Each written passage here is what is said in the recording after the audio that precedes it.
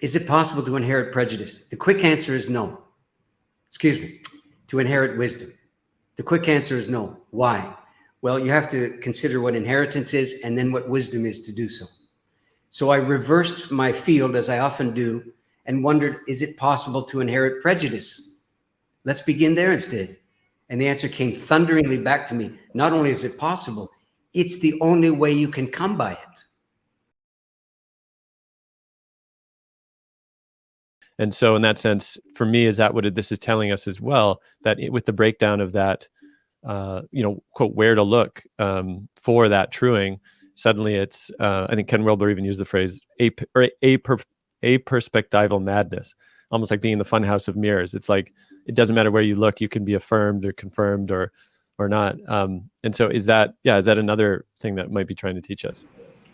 And sorry, to add to that, being in a time where whatever you believe, you can find evidence to support it from so many sources that you can rapidly hold on to. Right. But beliefs don't need any evidence. You see, that's not how they function. There's no such thing as a belief in search of a bona fide reinforcing sequence of information and so forth that makes the belief hold water. Okay, that's not how beliefs work.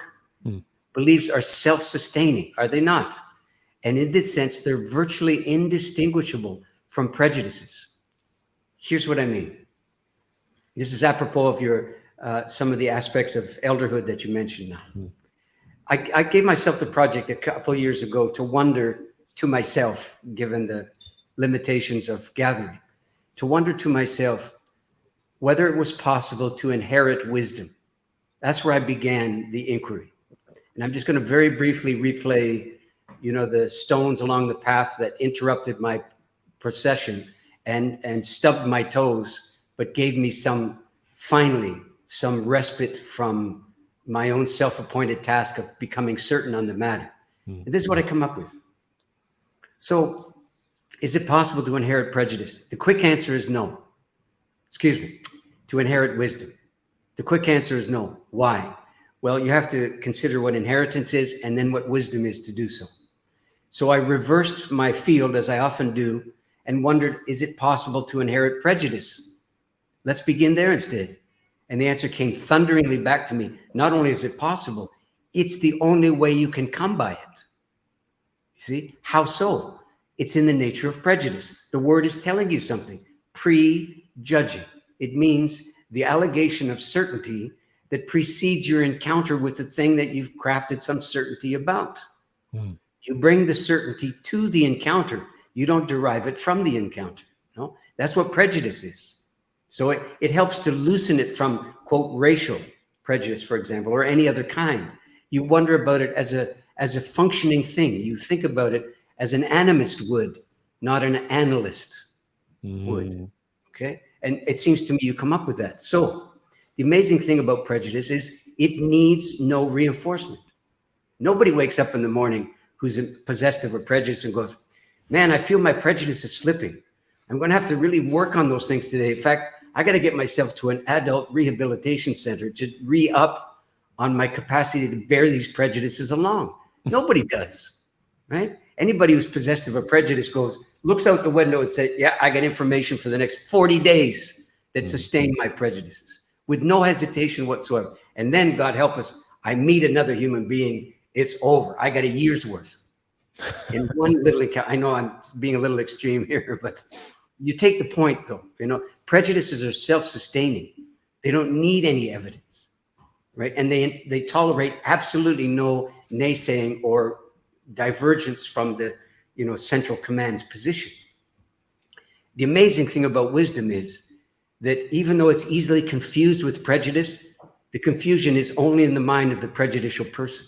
Because in the mind of a wise person who's been entrusted with the wisdom, they know the nature of wisdom is site-specific, localized, time-limited, okay, and of a very truncated applicability, right? Okay, so this is exactly the opposite of what we've typically been led to believe about how wisdom works, how prejudice works. Prejudice would seem to be all site-specific. Now, that's not how it functions. Prejudice is amazingly globalizable. That's what globalization is a pandemic of prejudice. You see, the allegation of a right to a particular point of view, for example. So if wisdom is so specific and local and particular, it means one generation can't inherit it from the next. That's not what tradition is. This is what it is.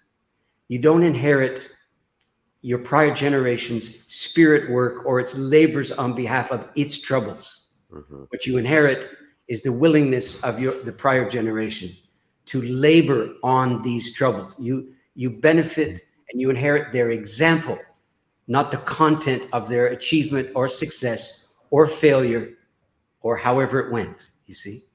So then the PS on the story is, as people have oftentimes asked me, egads, they say, what would it look like if a generation failed to take up its spirit work, the particulars of its time and those troubles, failed to exercise its moral obligations, to do its collective spirit work on behalf of a better day, including the day to come?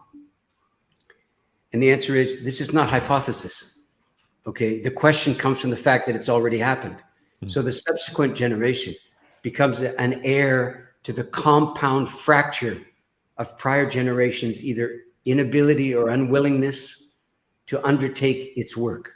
So now you have a twofold neurotic overlay for the next generation. A, they're inheriting the example of truancy from their predecessors, and they're inheriting the unengaged spirit work of that prior generation, which is to say then that the work that would properly accrue to them, the particulars of their time, become impossible to find under the kind of ameliorating layers of what didn't happen prior to them.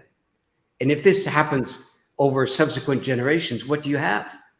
You have an ongoing sense of being choked off from access to the present circumstances by this effluent flow of failures simply to apply themselves to the time that they were born to, the people prior to.